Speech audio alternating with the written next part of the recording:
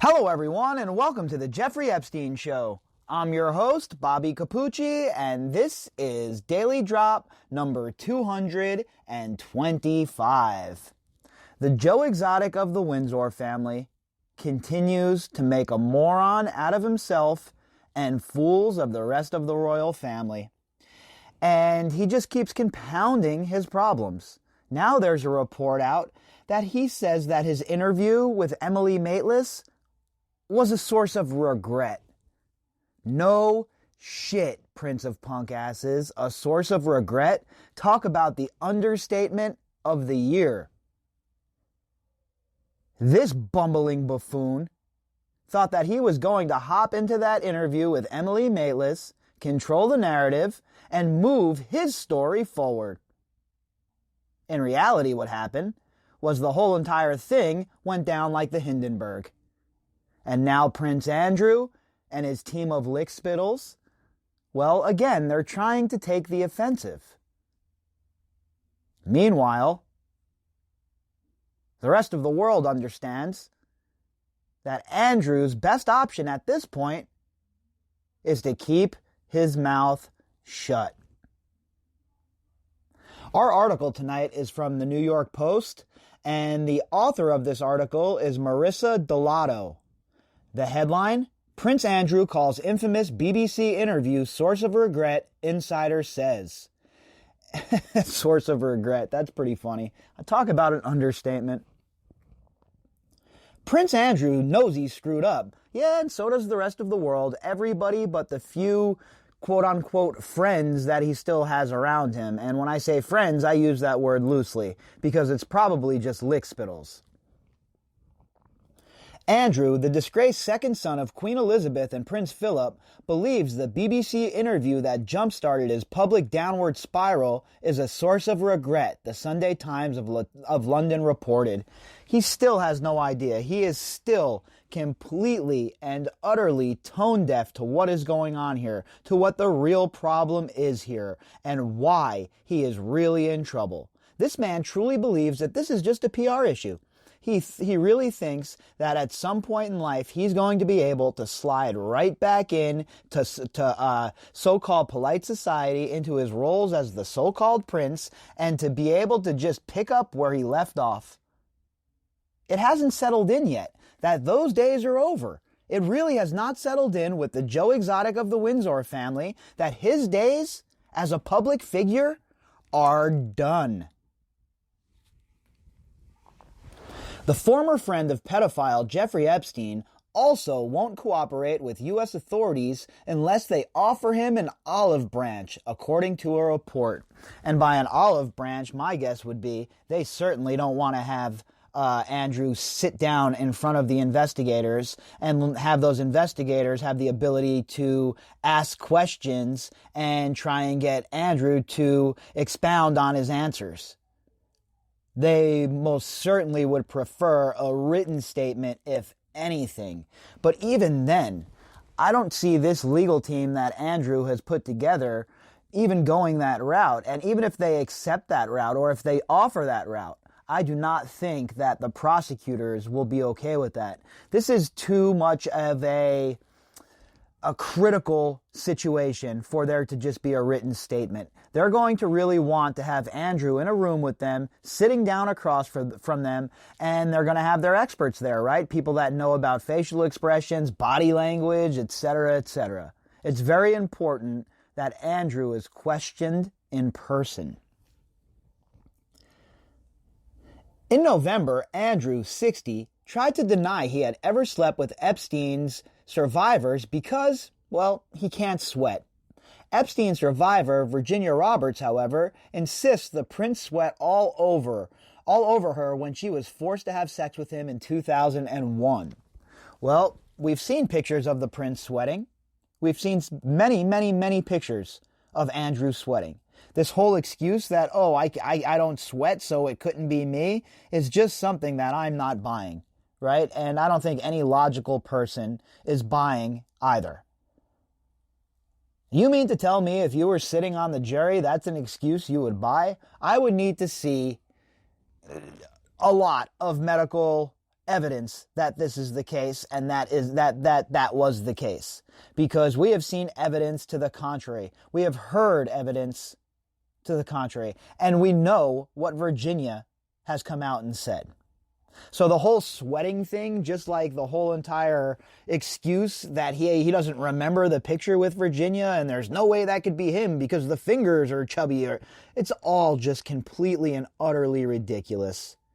Everything this man has said about this case is an absolute and utter joke, in my opinion.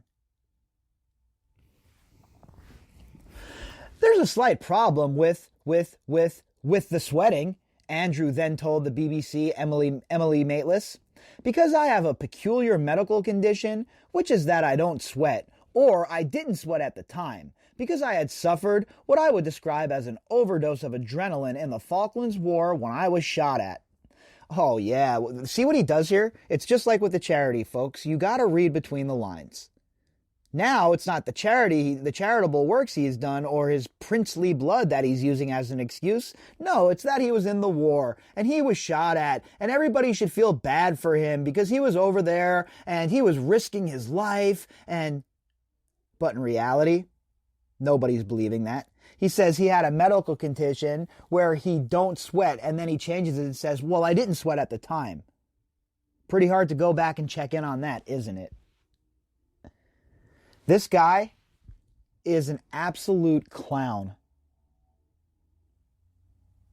How he is a representative of the monarchy and the English people as a whole is just beyond me. Though the public was quick to call BS at the excuse, Andrew told his queen mummy that the interview was a great success according to the report. That's the sort of mindset that this man has, folks. He truly believed that he went into that interview and knocked it out of the park. That he really, as he would say, drew a line underneath it. When in reality, he went into that interview and he came out looking like the biggest liar in the history of liars. How could this man or his legal team think that anybody is going to take him seriously? Anybody who watched that interview, anybody who has followed this story, and anybody who knows what Andrew is up to with the other people he hangs out with, well, it's quite obvious who is telling the truth here and who is lying. A source close to the Duke of York said, I don't think he regrets the intention behind the interview, which was to clear the air for his family, the royal family, and the institution. But the fact he wasn't able to appropriately or sufficiently convey his sympathy for the survivors of Epstein is of course a source of regret. This guy doesn't regret any of that. All he regrets is how it came off, right? Again, all of these people, all they care about is their power, the consolidation of it. Whether it be their reputational power or their financial power or the most important asset that these people have, information. That is all they care about. And Andrew, he doesn't care about the survivors. If he cared about these survivors, he would come forward and give a full interview to investigators and tell them everything that he knows from top to bottom, everything that he saw while he was there, every last thing. But no, he continues to drag his feet, he continues to avoid scrutiny, and he continues to look like a complete liar. The prince won't budge when it comes to the cooperating with the FBI and needs trust rebuilt before he considers doing so. Last week, Andrew's legal team said the Justice Department breached their own confidentiality rules and claimed they had offered assistance 3 times this year. And again, just another excuse, right? Oh, well, I was going to cooperate, but the FBI, well, they're a bunch of smarmy sons of bitches, so I can't cooperate with them anymore. We'll have to rebuild the trust. Dragging his feet, using the legal system to his advantage because the laws, at the end of the day, were put on the books by his buddies. And if anyone knows how to navigate the legal system, It is these high-profile people with their gaggle of high-profile lawyers who are friendly with the people who actually put the laws on the books, and in turn, well, they know how to navigate that system just perfectly. But remember, folks, they only navigate it for them and their friends, not for me and you. Enjoy your public defender. However, the lead federal prosecutor in New York says otherwise. Prince Andrew yet again sought to falsely portray himself to the public as eager and willing to cooperate. The prince has not given an interview to federal authorities, has repeatedly declined our request to schedule such an interview, and informed us unequivocally that he would not come in for such an interview, Jeffrey Berman told the newspaper. And again, what it does is it just proves that Andrew is a liar. I have seen people actually try and defend this dude on Twitter, and I don't even know what to say to people like that. If you're that interested in being involved with some cognitive dissonance, I guess all I could say is do you, have fun. But don't think the rest of us aren't going to mock you. Don't think the rest of us aren't going to laugh at you, because that is certainly the case. Anybody who is still in this man's camp at this point either has fallen and has some sort of head trauma that's making them make bad decisions, or they're scummy just like this guy. There's no in between here. There's no gray area, and there's no he said, she said even at this point. Prince Andrew has been credibly accused by Virginia Roberts and the Joe Exotic of the Windsor family, who said he would help any investigation, now refuses to do so because he knows he stepped in it. Andrew's camp maintains the FBI is leaking information, which is stopping him from participating in the investigation. Again, that's a bunch of BS, folks. Don't buy into any of that stuff. Andrew's camp will use any sort of disinformation, any sort of spycraft sort of tactic to make sure that they're making the FBI out to be the morons here. Well, it's not far from the truth, don't get me wrong. If we're having a battle of morons, there's nobody that approaches Andrew's level in this case, folks. So if we're going to be forced to believe one side or the other here, I'm definitely going to believe what the FBI is saying and what the Justice Department's saying when it comes to Andrew, considering all of the evidence that we have that's just in the public sphere, right? It's not looking good for your boy, Joe Exotic of the Windsor family.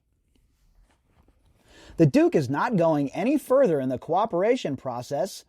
Any further? He hasn't even gotten off the starting block. What do you mean any further? The dude blew his Achilles heel out at the starting gate. Now he's talking he's not going any further like he's running a marathon over here? Give me a break. Until the DOJ begin to behave honorably, unless they have given him some signal acknowledging there have been a significant breach of trust and offering some kind of olive branch to rebuild trust, said a source close to the royal. This is just beyond the pale, folks. This is just absolutely beyond the pale. The DOJ begin to operate honorably? Hello, kettle. I'm pot. You're black. I mean, are you kidding me right now with this nonsense? If anybody has not acted honorably, it is the man who calls himself a prince. Don't you think a title like that comes with some responsibility? Shouldn't you have a moral compass that works? Shouldn't you try and be somebody that other people look up to? But no. Instead, he's cavorting with Jeffrey Epstein. He's hanging out with Ghislaine Maxwell. He's hanging out with arms dealers. He's hanging out with money launderers. And yet, he has the audacity to talk about anyone else not acting honorably? As Stephen A. Smith would say, come on, man. A royal insider said Andrew's Epstein affiliations will haunt him for life. Yes, they will. No matter what. This man will always have this hanging over his head. He will never shake the fallout from this. And guess what? Good for him. He earned it, right? He earned this badge. Now wear it. Even if down the line, all the criminal and civil cases are over and Andrew is completely exonerated, the stain will always be there. with the suspicion he was party to what went on. Those photos with Epstein and Roberts, they'll always exist, they said. And that's a kicker, right, for a lot of people. A lot of people want to believe somebody like Prince Andrew couldn't be involved in anything like this. And when I first started researching this case, I was skeptical of everything, right? I had no idea who was credible in this case. I had no idea who was not credible in this case. But what I can tell you is after 50-something straight days of being on air, without missing one single episode, and most days, usually 2 episodes, one thing I can tell you is this. The profile for Prince Andrew and the rest of the accused in this case does not look good for them. And that's just with the evidence we have in the public sphere. Can you imagine the loads of evidence that the FBI has? Can you imagine the witness statements the FBI has? And then you'll wonder why I question all the time, where are the indictments? Why is nobody yet arrested? Because if we have all of this information in the public sphere and we're able to follow all of these threads, you mean to tell me that the FBI is not compiling as much information and does not have a strong case yet? I refuse to believe that. His royal relatives are upset with the Duke. Though the Queen is privately supportive of her son, another source close to the palace said she's losing understanding. Look, no offense or anything, okay? But the Queen is like in her 90s, right? I'm sure she's, a fine woman or whatever you want to say. I don't know much about her, right? I'm not on this podcast to rip the royals as a whole or anything like that. I don't know enough about them to do that, and that's not the game I play. But what I will tell you is this. If it was my mom, oh boy, let me tell you, if it was my mom, first of all, I would have already got the wooden spoon. All right? Then, grabbed by the ear, and not lightly, by the way, grabbed by the ear twisted, and I would be dragged to the FBI office to answer for this. So, I don't know what the Queen is doing, and I don't know why the Queen has not come out more forcefully, and honestly, if I was her, I would make him go and speak to the FBI. The idea that the Queen will simply indulge Prince Andrew is wide of the mark. Her patience has been wearing thin for a long time. She had resisted this slimming down of the monarchy, but it's fair to say she is not now standing in the way of that in her lifetime, they said. Palace officials are angry at Andrew because the report about his indiscretions overshadowed Prince Philip's 99th birthday, which was Wednesday. Do you see how tone-deaf they are, folks? So out of all of this, the palace officials are angry because the report about his indiscretions had the audacity to overshadow Prince Philip's 99th birthday? Really? That's what you're worried about right now? This old dude has had 98 other birthdays. No big deal missing out on one here, all right? Or it being marred. Be mad at your son here, okay? Make him responsible. Hold him responsible. But instead, more dragging of the feet, more hiding behind mummy skirts, and even less truth from the Joe Exotic of the Windsor family. If you'd like to contact me, you can do that at bobbycapucci@protonmail.com. That's BOBBYCAPUCCI@protonmail.com. You can also find me on Twitter at BOBBY_CAPUCCI. All right, everybody, we'll be back later on and we'll do it all over again. I hope you're all having a fantastic Saturday night, and please, everybody, be safe.